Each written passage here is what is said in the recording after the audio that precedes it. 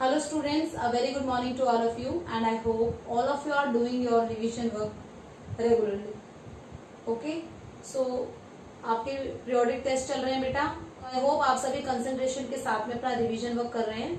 So best of luck. Very good जो बच्चे learning work कर रहे हैं अपना regular and जो अभी तक learning work नहीं कर रहे हैं, so बेटा अगर आप learning work नहीं करेंगे तो आपको उसके result नहीं मिलेंगे. So do your learning work regularly. Okay. So let's start our today's class. In our today's class, we are discuss the chapter 4th of part 2nd, that is हम revision करेंगे इसका सेटलमेंट. ह्यूमन सेटलमेंट चैप्टर है वो 10th भी है part 1st का, उसमें भी सेटलमेंट के बारे में बताया गया है. मानव बस्तियां, तो ह्यूमन बीइंग के जो रेजिडेंस होते हैं वो किस तरह से मतलब कितने डिस्टेंस पर बने होते हैं, तो वो सब सेटलमेंट में आता है. और उनके पीछे रीजन क्या है, किसी टाउन की या सिटी की क्या कैरेक्टरिस्टिक होती है, कितनी पॉपुलेशन वहां पर होती है, तो ये सब हम पढ़ेंगे इस चैप्टर में. ओके, सो एनसीईआरटी क्वेश्चन में अगर हम देखें तो कुछ एमसीक्यूज हैं एंड कुछ क्वेश्चंस है. जैसे कि गैरिसन टाउन पूछा है कि गैरिसन टाउन क्या होता है. इसको हम छावनी भी बोलते हैं, छावनी नगर या गैरिसन टाउन. मीन्स जिन टाउन्स को वेपन्स रखने के लिए या आर्मी रखने के लिए यूज किया गया था उन्हें गैरिसन नाम दे दिया गया.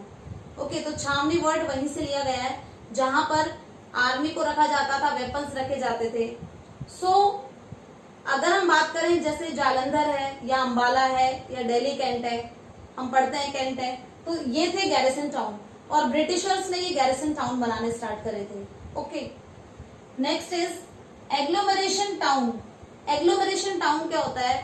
एग्लोमरेशन टाउन मीन्स बहुत सारे जब सिटीज या बहुत सारे टाउन्स हैं वो आपस में जुड़ जाएं और एक दूसरे की जो सर्विसेज है उनका यूज करने लगे, that is called the agglomeration towns. Means एक सपोज आपके आसपास कोई एक टाउन है जो कि जहां पर बहुत सारी शॉप्स हैं, बहुत सारी एजुकेशन, बहुत सारे स्कूल्स हैं, बहुत सारे हॉस्पिटल्स हैं, और उसी के पास में एक और टाउन है, तो धीरे धीरे जो दोनों टाउन्स है वो मिक्स हो जाते हैं एंड वहां पर बन जाता है अर्बन एग्लोमरेशन. सो एग्लोमरेशन टाउन मीन्स बहुत सारे टाउन्स एंड बहुत सारी सिटीज है उनका mixture, that is the agglomeration town.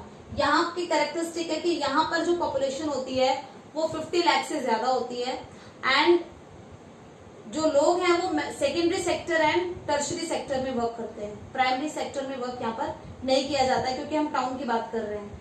Okay, तो या तो सर्विसेज प्रोवाइड की जाती है या मैन्युफैक्चरिंग वर्क किया जाता है. Next, metropolitan cities. Metropolitan cities है उनकी पॉपुलेशन कितनी होती है, that is 10 lakh to 50 lakh. 10 lakh से 50 लाख के बीच में जो सिटीज होती है दैट इज मेट्रोपॉलिटन सिटीज. यहाँ पर भी पॉपुलेशन बहुत ज्यादा होती है. सेम वही कि सेकेंडरी एंड टर्शरी एक्टिविटी लोग परफॉर्म करते हैं. यहाँ पर secondary and tertiary activities perform की जाती है. Next is types of settlement. So types of settlement. Settlement means permanent settlement भी हो सकता है, टेम्परेरी भी, जहां पर ह्यूमन बीइंग रहता है, that is called the settlement. So किस तरीके से वहां पर घर बने हुए हैं उसको हम पढ़ेंगे टाइप्स ऑफ सेटलमेंट में. So first type is clustered settlement. Clustered settlement में जो घर होते हैं लोगों के वो बिल्कुल पास पास होते हैं. ओके, क्लस्टर्ड सेटलमेंट में जो भी विलेज होगा उसके चारों ओर या तो पास्चर लैंड्स होंगे या खेत होंगे. सो क्लस्टर्ड सेटलमेंट में जो घर हैं वो बिल्कुल पास पास में बने हुए हैं और ऐसा नॉर्दर्न प्लेन्स में देखने को मिलता है. इंडिया में जो नॉर्दर्न प्लेन्स हैं उनमें ऐसी सेटलमेंट दिखती है कि उसका पीछे रीजन यही है कि पॉपुलेशन ज्यादा है लेकिन जो रहने के लिए जो एरिया है वो कम है, उसकी वजह से जो सेटलमेंट है वो बिल्कुल पास पास है. Okay, next is semi clustered. किसी भी विलेज का जब एक ग्रुप है वो अलग रहने लगे ड्यू टू सम रीजन या फोर्सफुली एक ग्रुप को अलग कर दिया जाए तो जो डिवीजन हो जाता है विलेज में that is called the semi clustered. Means कुछ लोग गांव के एक साइड इधर रह रहे हैं, कुछ लोग इधर रह रहे हैं, that is called the semi cluster. मतलब उनमें डिवीजन है वो साफ देखने को मिलता है वहां पर, that is called the semi clustered settlement. So semi clustered अगर देखा जाए तो जितने भी जैसे किंग थे वो पावरफुल है, वो सेंटर में रहेंगे विलेज के एंड चारों ओर जो लोअर कास्ट के लोग हैं जो या कम वेल्थियर है, जो पुअर पीपल है वो गांव के बाहर के साइड रहेंगे. तो इस तरह से जो डिवीजन होता है that is called the semi cluster. Next one is hamleted. Hamleted means जब डिवीजन हो जाए विलेज का ड्यू टू कुछ लोग हैं वो खेतों में रहने लग गए, जिसे हम पाली नगला भी कहते हैं, पाली एंड नगला कहा जाता है, धानी कहा जाता है। सो विलेज है उसके पार्ट हो गए, लोग अलग अलग रह रहे हैं। सो बहुत ही ये स्कैटर्ड वे में हमें दिखेंगे, जो घर है वो यहाँ पर स्कैटर्ड वे में दिखेंगे। कुछ घर यहाँ पर है, कुछ सेटलमेंट यहाँ पर है, तो इन्हें क्या कहा जाता है, इन्हें अलग अलग नाम दे दिया जाता है। जैसे मैं आपको बता रही हूँ कि ढानी बोला जाता है या नगला बोला जाता है या पाला बोला जाता है। इस हैमलेटेड, लेकिन ये आपस में फिर भी जुड़े हुए होते हैं क्योंकि विलेज का नाम एक ही होता है इनका। Okay, next is dispersed settlement. Dispersed settlement हमें हिली एरियाज में देखने को मिलेंगी या फॉरेस्ट एरियाज में देखने को मिलेंगी। यहाँ पर घर फिजिकल फीचर्स की वजह से घर है वो काफी दूर दूर होते हैं, लोग यहाँ पर अलग अलग घर बने हुए होते हैं according to the physical feature, इसलिए इन्हें डिस्पर्स्ड सेटलमेंट कहा जाता है। Okay, so these are the 4 types of settlement. Towns को उनके वर्क के अकॉर्डिंग क्लासिफाई किया गया कि मतलब किस टाउन में किस टाइप का वर्क होता है, वही नाम दिया गया है उन टाउन्स को।